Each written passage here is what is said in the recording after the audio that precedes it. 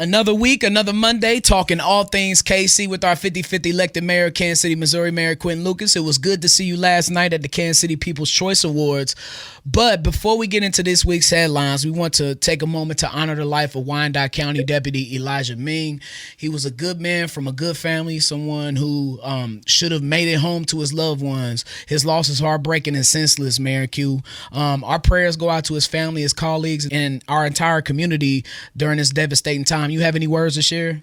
I mean, absolutely, I would share all of that. Actually, as it goes in Kansas City, there's some folks in my family, knew his family, all of that, and it is absolutely heartbreaking. Was a good man, and so a few things to say. First of all, condolences to him, his family, the Wyandotte County Sheriff, everybody in our community who knew him, and you see in the hours since on social media how many people did. The other thing, though.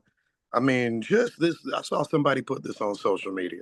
The foolishness of these Wild West responses to everything. The fact that we have shootouts in our streets, the fact that somebody who's just trying to help somebody move out of a house is what the early indication is, ends up shot up. It makes no sense. Put down your pieces, put down your guns. I don't care who I'm talking to because every community of this region has this problem. And we need to stop. There is no reason for bright young people like this man to be getting buried this week. It is a heartbreak. It happens too much in our community, and it needs to stop. So I know justice will be meted out in this situation, but I hope that we never see anything like this again. Mayor Lucas, the Swope Park pool holds so many key memories for me and all Kansas City, Missouri public school district kids around my age. That's the exact pool where I took swimming lessons. Our summer school pool parties were there. My 13th birthday party was there. And to see the devastation after recent heavy rains, the Swope Park pool looks like it will never be opening again. How did this happen? And I pray that there are plans within our budget to fix this, Mayor Lucas. So there are plans in the budget to fix long-term flooding. We've been dealing with it for several years, and I think some people say it didn't used to flood when I was younger. First of all, it did flood sometimes, but then more to the point, we continue to see more flood. I'll just be honest with you, not to throw smack on anybody, but more development in Johnson County. There's more development upstream. The Blue River keeps coming down. We've seen more washouts. The old Coach's Bar on 103rd Street in Warnell. If any of y'all ever stopped by, that was eventually so flooded we had to tear it down.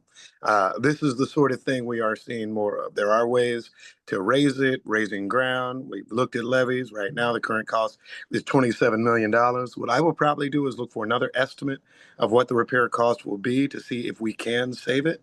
This is an important part of Kansas City's history as well. I've been proud to celebrate pool openings. We've had one at the Grove. We've done one at Westside. We've done them all around the community. But I hope that this is another part of our opportunities to teach kids how to swim, to get them an appreciation for the water, ultimately to save lives. So that work is ongoing. But I'll be honest, it's a high cost. Mayor Q, back in May, Mario Vasquez was appointed to city manager. Now, as Vasquez is ramping up for the 2026 World Cup, overseeing budgeting and the new jail build, how will his office transform current governance trust and project delivery?